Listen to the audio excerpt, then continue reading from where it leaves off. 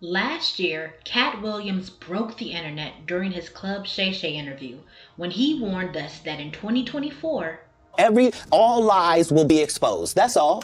And anyone who takes that the wrong way, know why they take it the wrong way.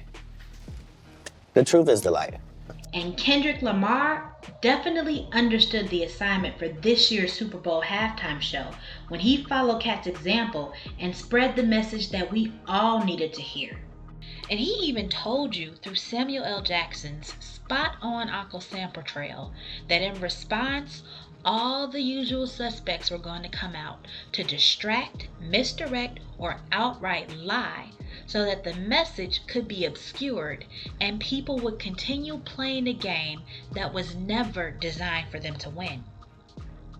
From Soulja Boy coming at Marlon Wayans out of nowhere, calling him a sellout, when Soulja was the one who was just begging the culture to still rock with him, even though he had to do a little something strange for some change.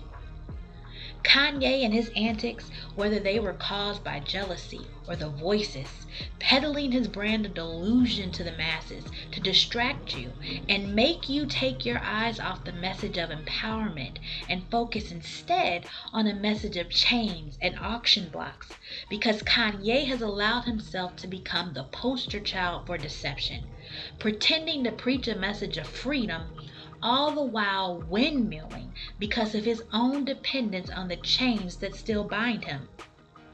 Then you have Stephen A. Smith coming in with the misdirection, focusing on Serena's cameo and trying to blow it into some message of hankering after Drake and trying to rage bait by commenting on her marriage, when the real message in the cameo was her dancing on the tactics of manufactured disdain and distaste that were thrown at her throughout her career for dominating while unapologetically celebrating the culture. And Kai Cenat trying to deceive people about the reaction of the audience when the ratings and the response of numerous social media posts, from the Not Like Us two-step challenge to people breaking down every hidden message they could find, tell us that the impact of this year's halftime show is staggering. From breaking records to spawning new trends, the revolution was definitely televised. And the immediate response was to get the usual suspects on their platforms to distract from the message that Kendrick was bringing forth. Because for the culture, music has always been about more than entertainment. It's a spiritual tool that we have used as a way to inspire, inform, and mobilize. Think of how our ancestors used spirituals to guide each other to freedom through the Underground Railroad, and not wait on another group to realize our worth, but to assemble and organize ourselves to manifest the liberty that we were born with. And Kendrick's message during the halftime show was for such a time as this, because from the things that have been occurring in the world, it's become more than apparent that people have been trying to hoodwink us with deceptive promises and the idea that they have what we need. When God has blessed us with the gifts and talents that make room for us wherever we go, to the extent that we are the ones who have what they need. And they seek after the gifts and talents that are openly on show, whether it's through inventions, businesses, athletics, or entertainment, coming to our schools and scouting players, pushing national talent shows, asking for our ideas through college entrance applications or business proposals for investment, tricking people into handing over those gifts for the mere promise that someone else might, maybe, one day, somehow, if you do this or that, open a door that God has already busted down for you. So when Kendrick dropped bars like loyalty and royalty inside my DNA, power, joy, ambition flow inside my DNA, I was born like this, immaculate conception, it's so that we recognize that God has already given us everything we need that pertains to life and greatness through knowledge of Jesus, of His Word that has already called us to that greatness.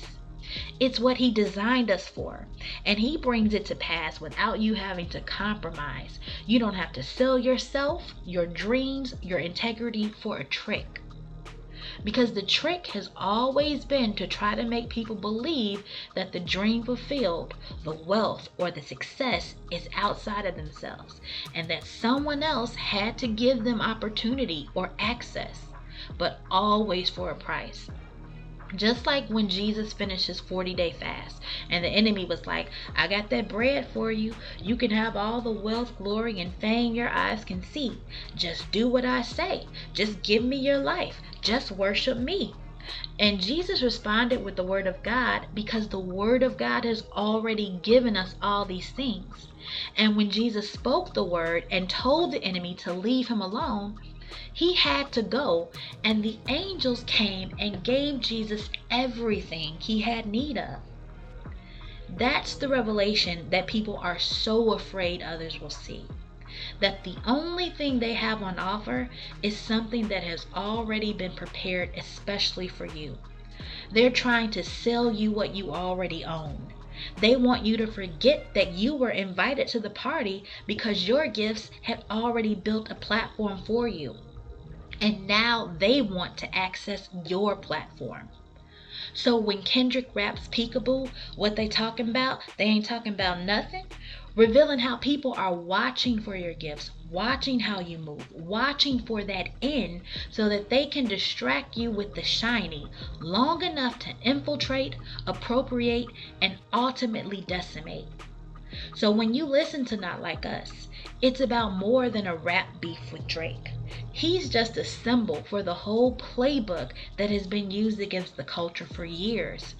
From the certified bar to the A minor, emphasizing how people have tried to sneak in and use the culture to get their money up or promote their agendas so that they can turn around and further exploit by trying to warp the minds of the youth, whether it be through lust for flesh, money, or fame, so that some newer generations not only can't see the message beneath the bars, they even deliberately refuse to see it.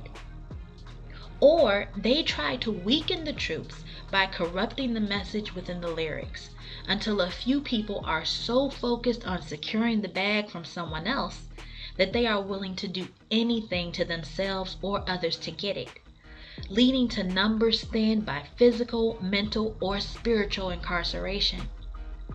Kendrick's halftime show fully exposed the rigged game and gave us a call to action that it's time to stop letting our culture be played by infiltration and deceptive promises that only lead to seeking someone else's validation through award shows and prizes that they want you to get on your knees for.